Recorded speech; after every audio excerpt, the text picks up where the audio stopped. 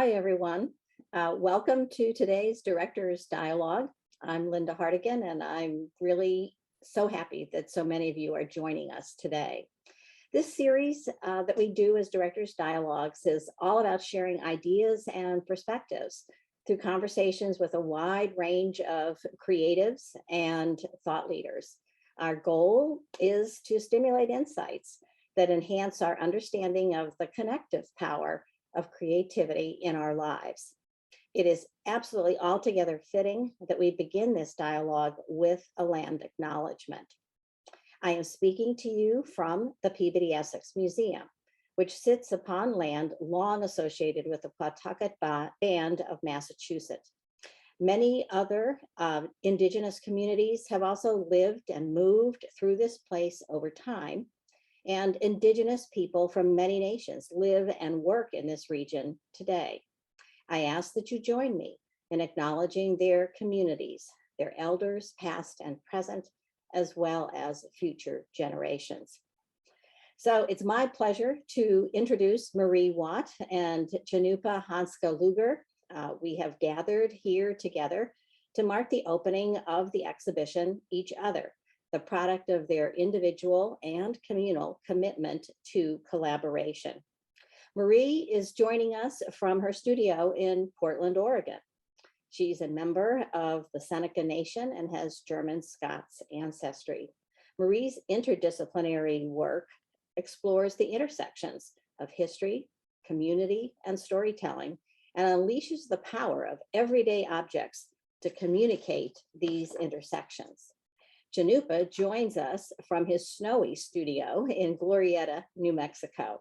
He is a citizen of the three affiliated tribes, Mandarin, Hidatsa, and Arikara of Fort Berthold, and has Lakota and European ancestry. Cannupa's multidisciplinary work addresses political and social issues that Indigenous people continue to face today. Joining us later for the Q&A segment with the audience will be Karen Kramer, PEM's Curator of Native American and Oceanic Art and Culture, and the coordinating curator for Each Other presentation here at PEM. I want to encourage you, as you are listening to the dialogue, to use the Q&A box on the Zoom toolbar to enter any questions that you have so that Karen can start accumulating them for the Q&A session at the end of the dialogue. So before we launch into our conversation, it would be great, Marie and Cannupa, if you could provide some introductory thoughts about your work. So Marie, let's start with you. Hi, everyone. It's an honor to be here. I also want to invite people in the audience to think about the stewards and history of the land where you're patching in from. I live and work on the traditional homelands of the Multnomah, Cathlamet, Clackamas, Chinook Band, who've made their home along the Columbia River here in Oregon. It's an honor to return to the Peabody Essex Museum and for this project. And one of the featured pieces is a sculpture that Cannupa and I created together, and it is of a canine. And I'm acknowledging this because my canine is joining me in my studio and has a lot to say right now. I think one of the things that's really important to me about this project with Cannupa, well, actually, I want to say hello to Cannupa and all the extended family and people who participated in the Each Other project, but also in other pieces that we've collaborated on with our communities. Each Other embodies an ethos and a through line in our work. It acknowledges the human compulsion to make objects and to make community that goes back in time, that is part of this present moment and also part of the future. And so I'll just leave it at that and hand the mic over to Cannupa.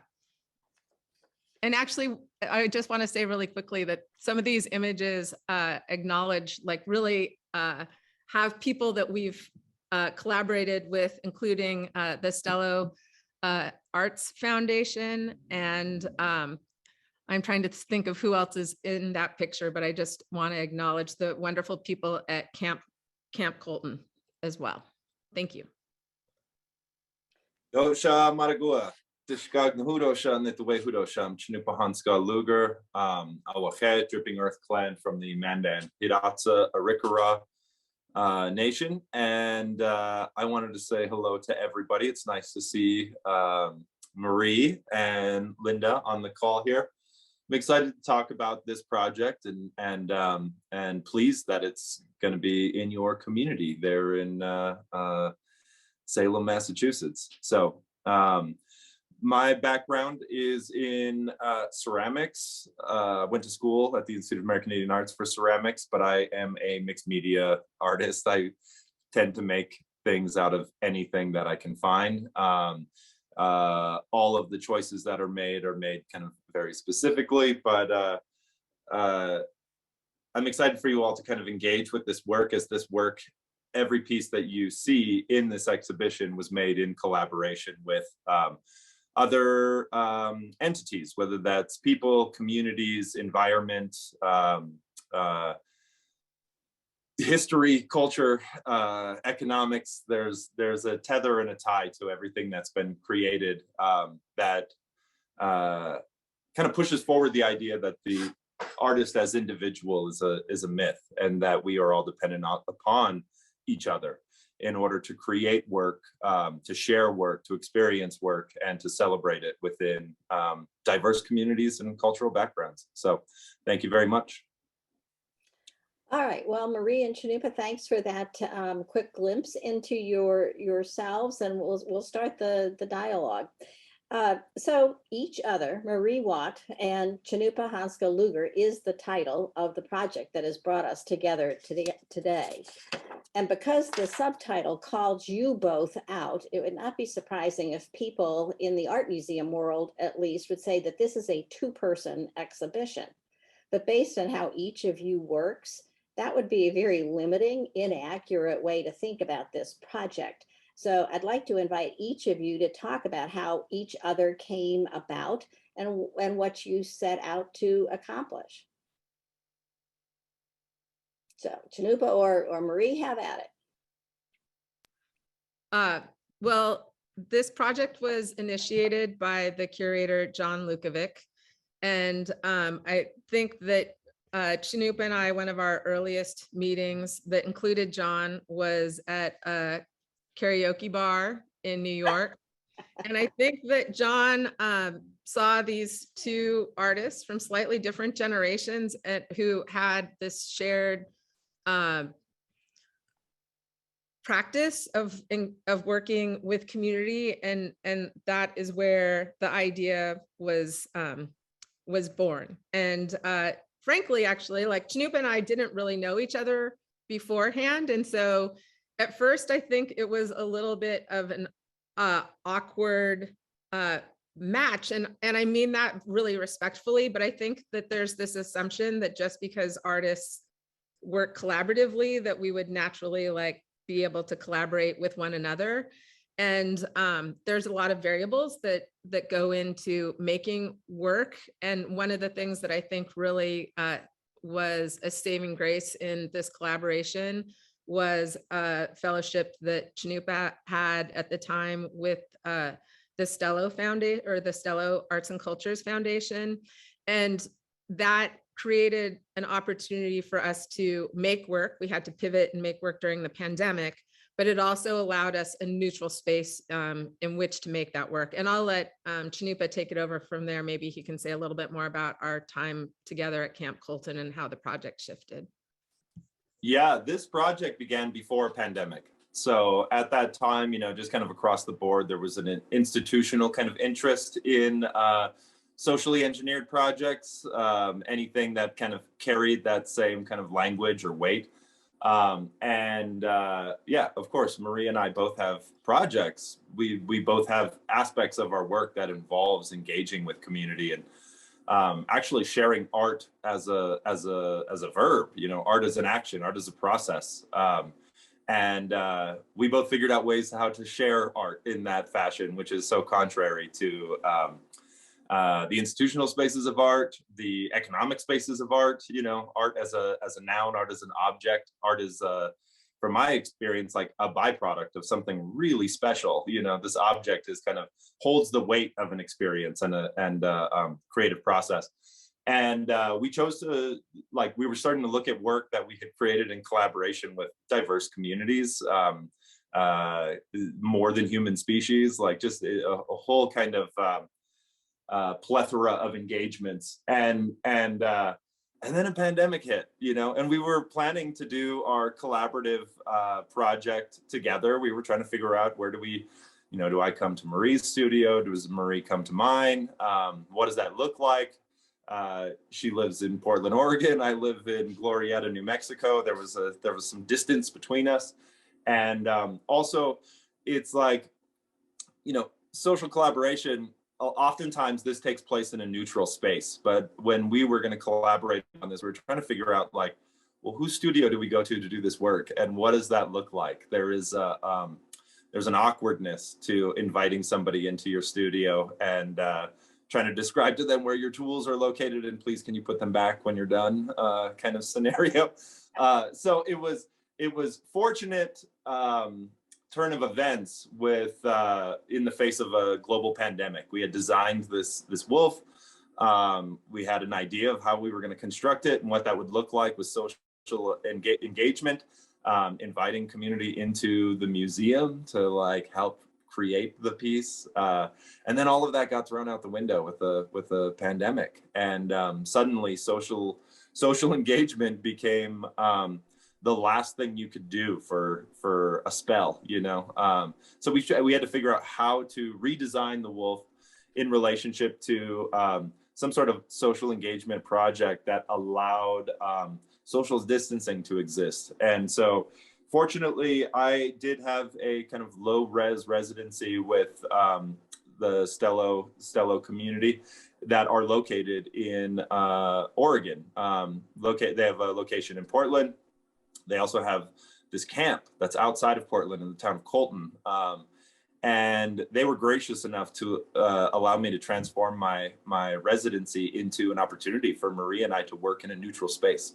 So all of the images that you saw of us doing our construction took place at Camp Colton, and they had amazing resources, one of which was a fabricator who lived there on site named Neil.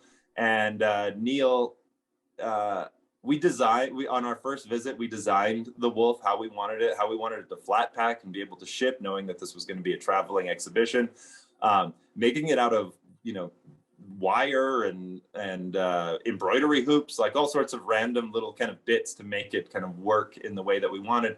And then Neil had the engineering capacity to transform this like thing into a functional monumental scale soft sculpture that was movable. It's so articulated that it fits within any space that we exhibited in.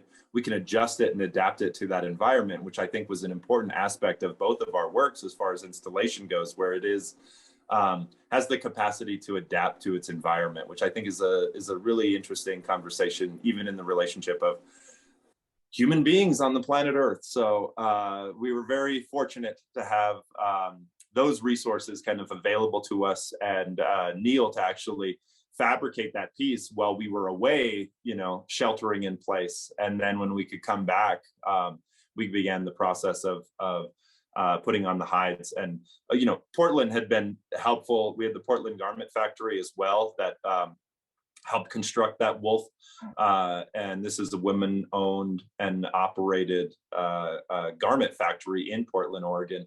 And they pay, you know, living wages. It's just kind of an amazing place that we got to kind of like cultivate these relationships with through the process of making art, fabricating, and all of this sort of stuff. So I think that was really kind of interesting. Not to mention all of the Zoom sewing circles that we engaged with kind of across the globe during a time of sheltering in place, which I thought was kind of amazing that we did actually get to accomplish a socially engineered project where people were allowed to embroider onto bandanas their experiences in the face of a pandemic. And then we used their contribution to become the hide of each other signature piece in the exhibition.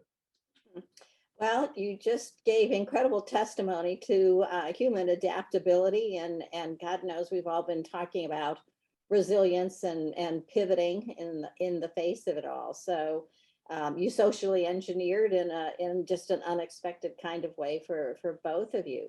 So we saw some images go by of the each other she-wolf.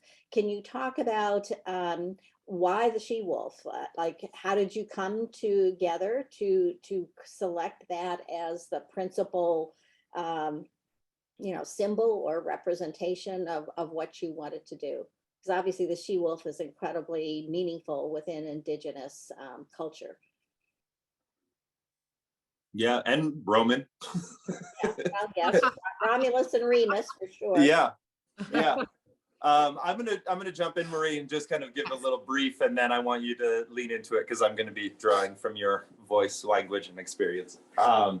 The she-wolf, just to kind of reach back, it carries this kind of like cultural context of once again going back to Rome and the creation of Rome, but also from Indigenous perspectives.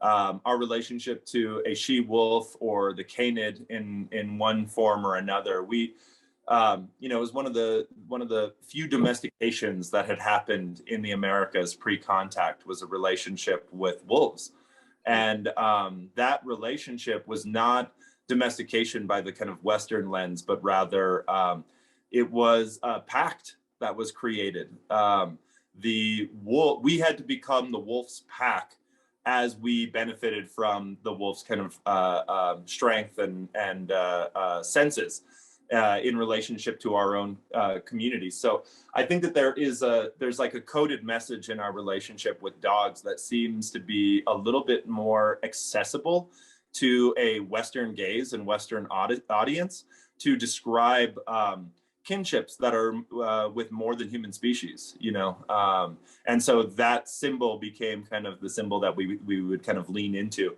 because there are other kinships with other species, that Indigenous people have, and we thought this one was kind of the most accessible, as well as the fact that Marie had been doing work in this scope for a while. It gave us a good idea of kind of scale and reference and concepts and ideas that we can kind of lean into in relationship to that. It did go through kind of a few iterations in its production. And we kept thinking about like, what is shelter? This was at the beginning of this thing supposed to be like a literal shelter, a structure that people could climb into, but that had been thrown out the window with the pandemic, like considering people climbing inside of the structure together. And so we were kind of reducing the idea of what shelter is. And I remember going back and forth with Marie around like, what is our first shelter? What is the first place of comfort and security? And excuse me, it came to the idea of like being born into the world. That first place of comfort and security was at the breast of your mother, And so we thought we could build a sculpture that was, reposed, laying down, in which it was kind of in the feeding posture and position for our audience to kind of engage with this idea of shelter, but that does not necessarily mean to be covered and sheltered. It's a sense of comfort and security. And it leaps into, across this kind of like species barrier in the Western gaze, but it allows the audience to feel small. Its scale reduces us and allows us to enter into that space and be kind of sheltered in the breast of a she-wolf. But yes, Marie, please expound upon that idea.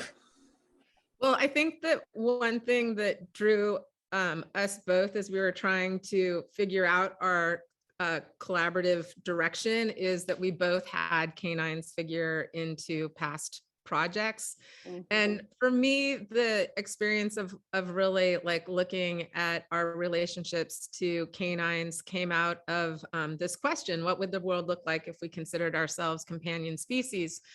And part of that question for me was really tied to the Haudenosaunee and Iroquois creation story. And in that story, animals help Sky Woman settle on what we now refer to as Turtle Island. And we consider them our first teachers, our clans. I come from the Turtle Clan. Our clans acknowledge this historic relationship. And so I also was interested in how can I open up in the work that I do, like this conversation about kinships that are more than human, and what's the entry point if you're not necessarily accustomed to thinking that way. And so I really started thinking about the way dogs and our pets in Western culture, the way they exist in our lives and are like kin. And so from there, I really started thinking more about canines and looking at art history and the image of the she-wolf with Remus and Romulus, like, came up, and I thought it was such an amazing, it's an incredible sculpture in part, and it got me thinking about our relationship with animals, because her body is a shelter. It's her ribs are emaciated, like, she's emaciated because her ribs are exposed. You can to me, the twins, Remus and Romulus, are actually like kind of plump, and she looks, again, like her breasts look depleted. Her eyes look exhausted, which I think all of us during the pandemic know that feeling of exhaustion. For people who are parents, we know that feeling of exhaustion. For people who are students, we know that feeling of exhaustion, but her eyes are literally just under her cheeks and her jowl area, just drooping, right? And yet, like, I also feel like she could become ferocious at a moment's notice.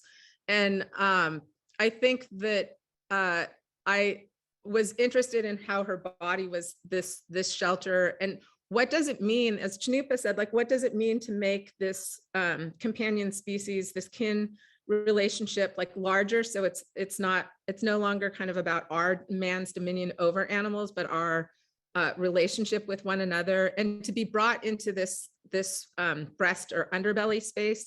It's on anyone. It is one of the most vulnerable places that we have when we expose it and share it with one another. And so similar to what Cannupa was saying, I'm interested in just how this, I think we both were drawn to this idea of collectively making this pelt and this blanket that is kind of a metaphor for how we're received into this world and how we depart this world, and how we're connected back in time and forward in time, and in this moment. And I think the other thing I'm really interested in with the reference to the she-wolf is that it's biological, it's not a biological mother. And I really want to emphasize that I think we all have mother-like we have mother-like capacities. And I think that I wanted to really, like, for me, I was thinking a lot about, like, well, what are those characteristics, and how will those characteristics also help us steward the planet and our relationships with non-human species forward. And I think it's really important to understand that we're intimately linked and connected. And I have to say that the monumental scale on which you have realized the canine as she-wolf is very embracing. I mean, monumentality sometimes can be very scary and off-putting, but there is something about the texture, the scale, the color of the materials, and the real dominating presence of the dog's eyes. You kind of get the sense that this is a responsive creature, that you can interact with. I can't say that I look at it or experience a sense of ferociousness. but there is something very receptive and inviting about the figure that I think casts what you're saying in a very positive kind of way. So both of you have mentioned today, and certainly in a lot of what you've written about your work, the whole notion of collaboration. And certainly in current organizational leadership thinking, collaboration is a very hot idea. But let's face it, collaboration has been a meaningful and complicated part of human interaction for a long, long time. I mean, this is nothing new. And both of you obviously were brought together because of that capacity and the way in which you make your art. Cannupa, could you share with us what moved you to how you practice and model collaboration?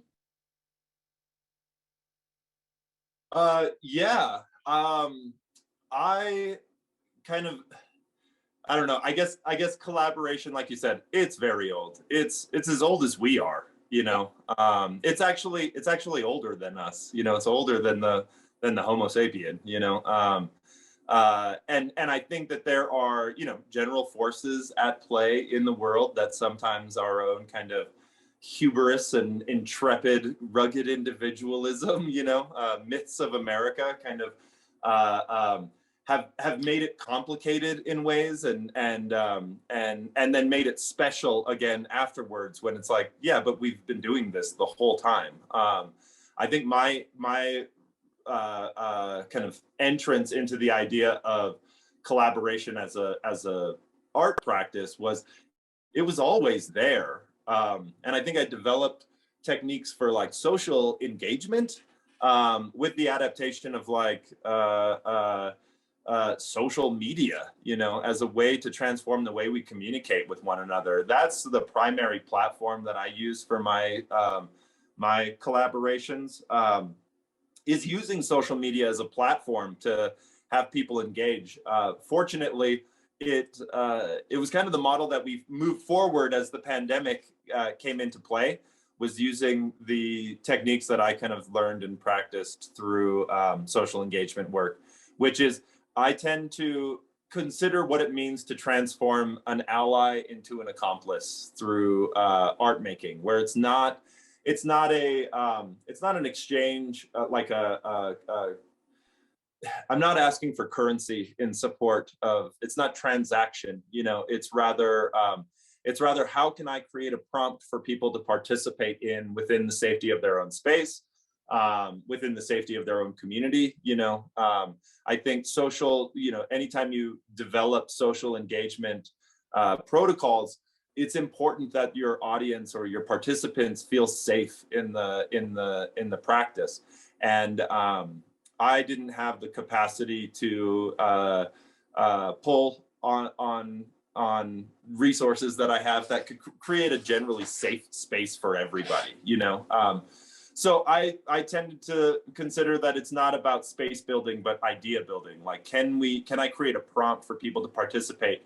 Can I reduce it so it's simple so that everyone who wants to participate can, and then make a video and put that out on social media? And at that point, I have no idea what the response will be. And I began those projects with like zero expectation. I'm like, I'm going to assume nobody's going to participate, and then every time somebody does, I'm pleasantly surprised. I'm like, wow, that's amazing. Look, this person took a video on social media and engaged with it in a way which gave me a sense, when I initially done it was through the Mirror Shield project, but it gave me a sense that there, one, was a demand for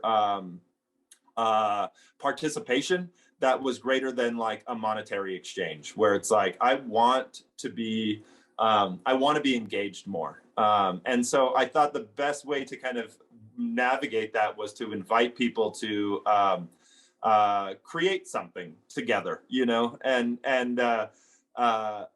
then they're not investing. It's not a transaction. It's not a monetary exchange. It's not an ask for money, but rather time. Like, can you invest your time in a thing? because none of the money's ours anyway. You know, it's this fluid transaction that's moving all the time. But your time, like your effort, that's truly yours, you know? And so in the world of support and help and engagement and allies, you know, and thoughts and prayers and all of these kind of like arbitrary gestures, to invest your time in something is genuine altruism. You know, there's no exchange, you know, in that, that, you know, justifies a building being built or a seat in an auditorium or a plaque on a bench. You know, it's rather your physical effort becomes a thing, you know. So that was kind of my initial engagement with it, and my practice kind of exists within using social media as a medium. You know, what does it mean to kind of transform this opportunity that we have presently to communicate with one another directly, and then have an exchange that's based on effort rather than something else. So that's kind of my engagement. Yeah, well, that's an incredibly constructive approach to the use of social media as communication, because we've become both reliant and resentful of it in many respects. And both of you have talked about community. And Marie, I'm curious about how your approach to collaboration intersects with your understanding of community. And, you know, I think some of that question relates to the work that you call the blanket series. So maybe use that as an example in how you want to respond. Sure. So I, you know, started working more collaboratively in my practice probably almost 20 years ago. And I don't know, I think what happened is I started to have some sewing circles at my house, and I thought of them as, my house was my studio, and I thought of them as like I was using the internet when it was new. So this kind of takes us back even further, because I was using email and I thought I was like really using what Really was progressive. Yeah. But like I used email to reach out and just said, like, I'm inviting you to come and sew. No sewing experience is necessary. You can come and go as you wish, and I'll feed you. And you're welcome to share this invitation with other people. And I was getting ready for a project at the National Museum of the American Indian. And I think that when I started, I just really thought about barn raising, and many hands make light work. And then quickly I realized, and also, I guess I should say, like with a barn raising, you know, there's this like coming together at some point for a meal, but there's also this understanding, this built-in understanding that like, thank you, like acknowledging somebody for helping you, but then also that you're gonna like do that work with them too. So when they are raising their barn or their fence or their project, then there's this reciprocity. And so I quickly realized in doing that what I was drawn to, like the sewing circles weren't like a means to an end, but it was actually a means to like gathering and building community and learning. I started learning things about people that I had, some people I had known really well, some people I didn't know all that well, but I felt like there was this intimacy, this intimate exchange that was created by this situation in which your hands are busy and your eyes are diverted, and then stories were flowing. And so I think really quickly, I just continued. I never started sewing circles thinking that I would continue with them, but I have until this moment. And, you know, I've actually, one of the things that's really important to me with the sewing circles is, and with engagement, is like actually being able to return to a community. So for me, it's actually a real honor also to be back with the Peabody Essex Museum, because we did actually do, prior to the pandemic, we actually had some sewing circles together. And there is a work that grew out of that is now in the museum's collection and is about to be reinstalled. So I think, like, for me, it's always like really important to be able to come back to community and pick up, like, make new relationships, but also reconnect with older ones. And I think one thing that happens when we're all sitting around that table is, you know, it's a multi-generational gathering. I say, like, the youngest participant has been like maybe 2 or 3, and and on the other side of young, we have like somebody who is in their 80s or early 90s, and it's cross-disciplinary conversation and also cross-cultural. And I think that I used to say, and I still believe this to be true, I mean, this is like a very traditional model of teaching and learning.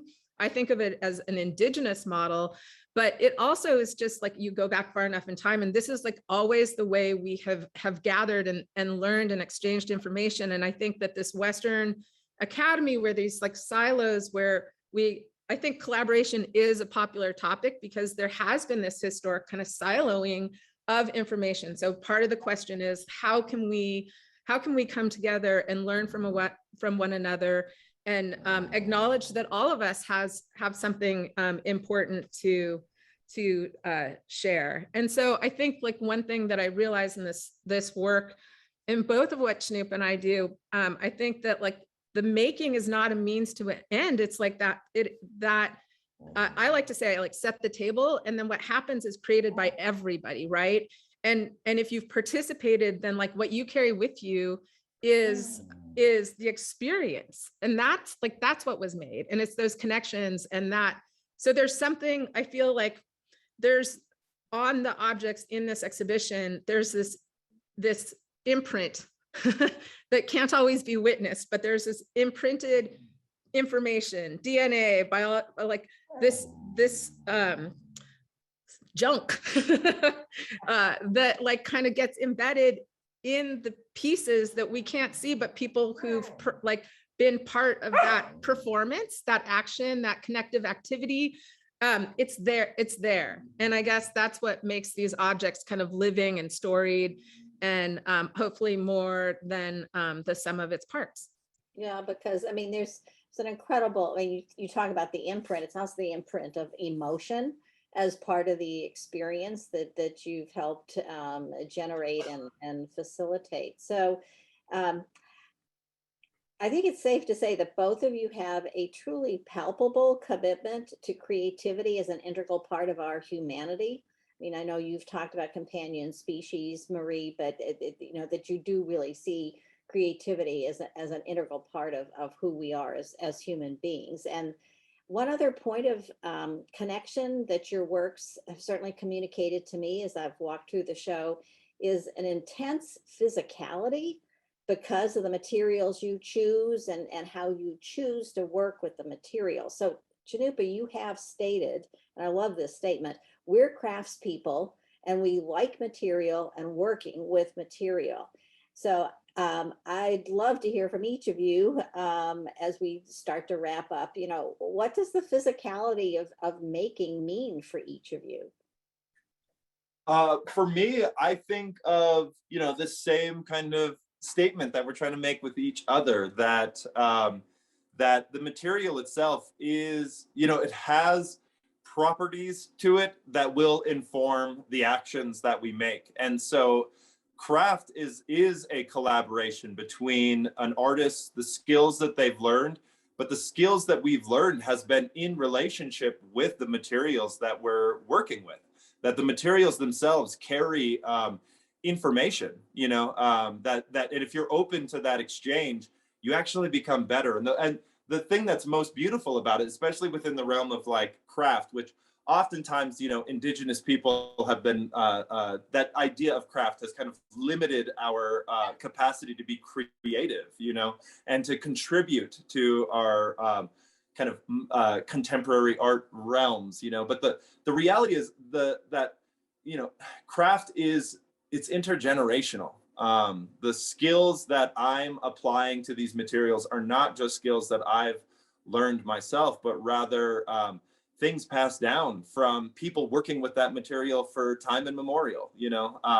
And it's our responsibility to kind of like understand that relationship, this deeper relationship, that the material itself becomes a conduit for connection, you know, a conduit for relationship to those who have passed before us, you know. So there is an ancestral knowledge that's inherent in the material, and in our genetics, that there's an epigenetic and a muscle memory that's like older than our own physical body, that the materials themselves draw out of us in response to their kind of altering and engagement with, So I find that to be like incredibly informative and also, incredibly powerful in relationship to transmitting ideas and communication. It's not communicating on to the present or to the contemporary,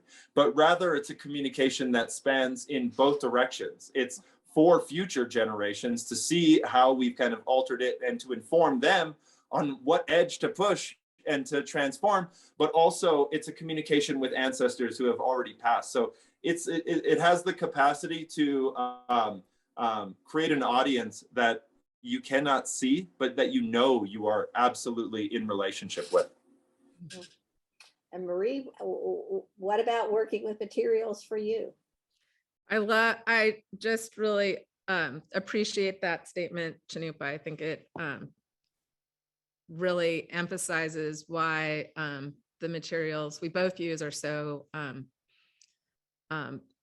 like in a way like resilient, right?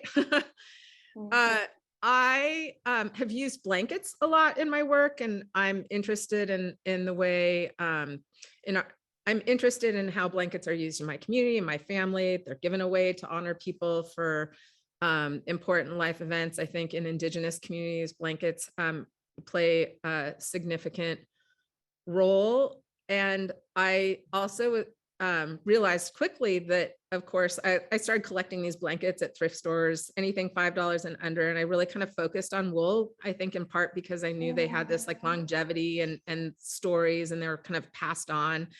And I quickly realized that they were these objects that were markers for memory and story, and in a sense were received in blankets, were received in cloth, were received in pelts, like historically, right? And we are imprinting on these objects this entire time, and then we depart the world in them too. And so I think the thing that I really appreciate about blankets is that I think that I'm interested in the tactile kinesthetic properties, but also how I think because we have a human experience that's tied to cloth, I think there's this, it instantly creates this openness or an open place to have an engagement with that material. I think it's a very different material than say paint, which I love, but like, I think that one of the things that I've found in working with blankets, there's this like desire to like be able to actually touch it and have this like the tactile experience with it because it is so familiar. And I feel like that's true for clay, that's true for wood.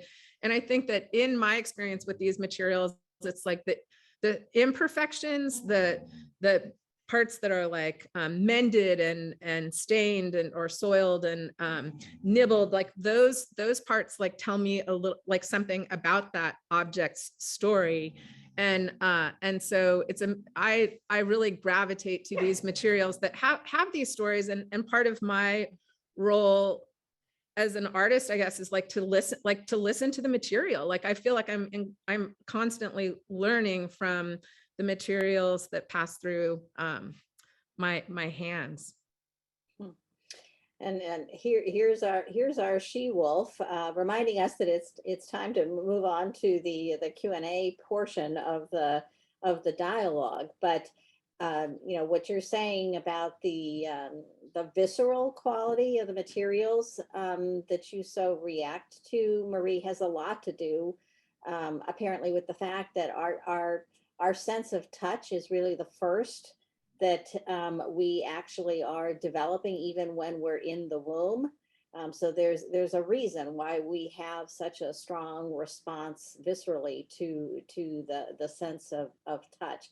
So I want to thank both of you for being so open in sharing your thoughts. I mean, clearly part of what you're after is people, how to empower people to be part of a broader conversation and process And certainly, you know, that phrase each other has real implications for the concept of together as well. And, you know, that's particularly meaningful, I think, in these challenging and isolating times. So I do really want to thank you for sharing your thoughts. So Karen, I'm going to turn to you to help facilitate our Q&A. And here is Karen Kramer, our extraordinary curator of Native American and Oceanic art and culture. Thank you so much. This has been such a fascinating conversation to listen to. Thank you, Lynda, and thank you so much to Marie and Cannupa. And while I'm thanking people, I would be remiss if I didn't mention John Lukovic and the Denver Art Museum. We are so overjoyed to have this exhibition and cannot wait to invite our audience in to experience it. So there are a few questions in the Q&A. I will encourage you to keep adding to them. We'll try to get to them. The first question is for both artists. How do you invite collaborations? And how do you engage people? And does it depend on the project, perhaps? And this is a two-part question. The second part is, were there any messages stitched onto the bandanas that really resonated for you, that surprised you in any way, anything that you kind of stands out in your mind and the experience of kind of receiving them? Thank you. I'll give it to Marie to start, and then she can pass it over to Cannupa. How's that? Yeah. I'm not going to identify any one message. I'll let Cannupa do that if he wants, but I do want to share that one thing that was really amazing about kind of unpacking and holding these different bandanas, which there's like, I think over like 500 now, I'm almost forgetting the total, but there's like so many, but I think like thinking of this word, each other, like, you know, and holding each one, I think you really got this sense of like a person being there, right? Like it's standing in for a person. I think one thing that happens with like this, a lot of it was embroidered text, but sometimes it was images. And I'm really interested in how like a person's stitch is like a drawing mark, but it's also kind of like a signature or a thumbprint. It's really unique to that individual. And so how that's like an expression of like the cadence of one's voice and a kind of a stand-in for their body. And then it's coming in to make this collective pelt. And so that's one thing I wanted to really highlight that like struck me in the process, just holding those individual bandanas. Yeah, I don't like the idea of isolating out any individual thing for sure. I was you know, through the process of going through all of these, like they had to go through strict protocols in order for us to even touch them. So they were frozen for a while. You know, we were looking at a pandemic and sharing materials, you know, so we had to like, there was all these precautions as far as engaging with them. But once we began to apply them, there were the story of our kind of like relationship to these things unfolds in how they're presented on the she-wolf themselves. You know, on one level we're like, okay, this is quite the piece, you know, and then the next moment we were covering it up with another one, you know, because there were so many. I think there was closer to 800, if I remember correctly, of these that came in. And when you're working at that scale, you relax your gaze, and it's not about the individual contribution, but the contribution of everyone, you know? And so how it's presented, things kind of like overlapping on top of one another, you know, on one hand, we wanted to represent and show what people had done, but at the same time, we were like, it's not about the individual contribution, it's about the collective contribution, you know? And so like a quilt or like any other kind of collaborative effort of accumulated parts, you know, we kind of presented it in that sort of way. So yes, the messages are on the wolf, like, check it out, you know, see which ones are, you know, surprise you, you know, and that's the conversation. And it's not about me and Marie, but rather about community engaging with community. Like it opens up the possibility for the audience to actually have that experience rather than the artist in their studio having this kind of like marvelous and ecstatic exchange with the material. So we get to share that with you, which I think is really great. The how we did it, you know, I think we both have different modes of call to action, but we were also looking at the spaces in which this exhibition would be put into play. So that actually encourages the institutional space as a hub for community and culture to become the platform for engagement. So it's sharing our practice with an institution to be a part of that community. And so that's kind of oftentimes how people get access to it. Because I use social media, it's like my followers, it's so weird. Because I've been doing these things over and over, and you know, periodically I'm like, all right, I'm about to do another project, and it just pops up on social media platforms, and it's not dependent necessarily on space, but yeah, weird. I also want to say that one of the things that is so, I think, really wonderful about this object, the sculpture, is that it does get installed in different ways. And one time you see it installed in Denver, you're going to see certain bandanas that you won't see another time because it's installed in this other way. And so far we haven't had, partly because of its scale, we haven't had the chance for it to really be experienced in the round, which would be kind of the best. But it keeps repositioning itself for and like within different spaces. And that's part of the story of the bandanas too. Thank you. I love that. So the next question is about the role of art in conjunction with mental health. And can you talk a little bit about how art is used in correlation with one's mental health, but also I think tying this to the shelter in place and the each other call for bandanas, and sort of how everyone's mental health was really challenged and has continued to be challenged across this global pandemic. I'll give it to Cannupa to start this time, and then he can kick it over to Marie. Thanks. Yeah, I think we were all in it at the same time, and it surprised most of us. You know, there were probably a few people who were like, something's coming down the line, but by and large, most of us were like, oh, we have to adjust in ways that we never expected, and that challenged us, puts us in a desperate position, and the mental kind of outcome of that, like, we never expected to be sheltering in place and to be inhabiting kind of small spaces, and inhabiting those small spaces with people that we believed we had like intimate relationships, but then being around them all the time really kind of challenged that and redefined what a relationship is, you know, in a lot of ways. And I think, you know, across the board, we'd all been experiencing that. Or you're alone, you know, and you're only experiencing the world through content. You know, there was like a digital content void at the beginning of this pandemic where people are like, I need anything, like anything. I'll watch anything. Like, how can we engage? I've watched so many terrible shows on Netflix, you know, the whole thing, like the whole binge effort. And I'm just like, wow, I knew this was bad at the second episode, you know, and it didn't matter. So us shifting and adapting, we were doing this in real time with everybody else.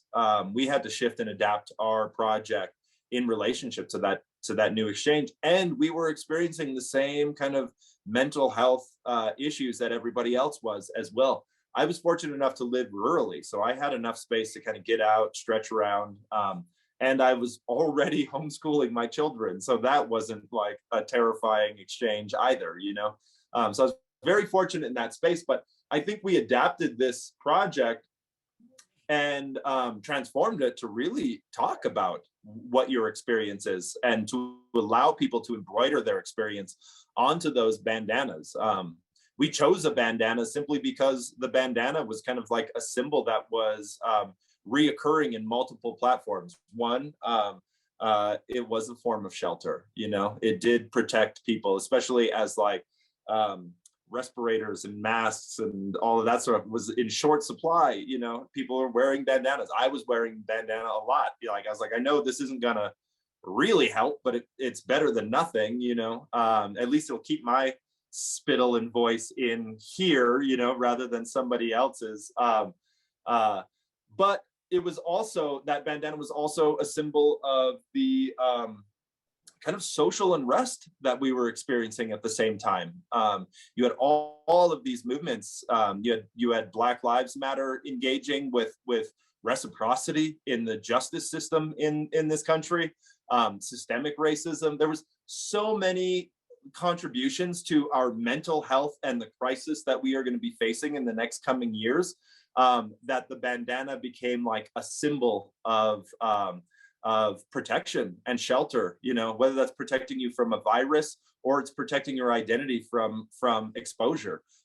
In both ways, the bandana became like a symbol of that idea. And so we thought, well, what better material that everyone's going to have in their house? They don't have to go anywhere to get it. You know, you can cut a piece of fabric in the shape of a bandana. Some people had to because they couldn't go out. You know, we were seeing this kind of reoccurring experience, and then embroider it with whatever. I mean, we have contributions to the exhibition from women's prison, and it's bandanas with Sharpie marker, you know, markers drawn on it as contributions to this whole thing. So it was really open to the participants' kind of experience, but we were open to the idea of like, tell me how you're doing, you know, tell me what you're seeing, what you're experiencing from in your shelter, in your home, through your cultural experience. Tell me how you're doing.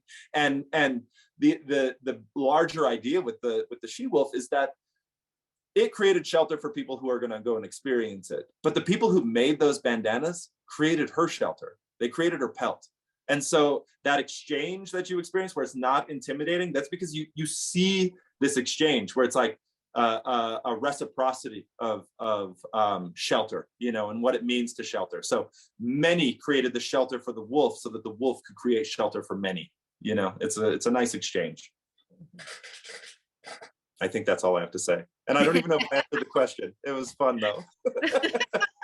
I love your answer, Cannupa. And I would take an additional angle, which is looking back further in time, and how has our mental health been impacted by the absence of art and craft being valued in our education systems, right? Like, I think that we put an emphasis on science and math and reading and writing, but art and making objects, crafting objects, that's also part of the way our ancestors, people before us, have come to understand themselves and their relationship to the environment around them. And I think that's an area where I would like to see change, is just the accessibility in arts education and this allowance for, and I hope that our practices like sort of amplify the importance of this. But I think that you know, everybody is an artist, right? Everybody has this capacity to make things. And I think that we live in a institutional space where that's not necessarily held up as a priority.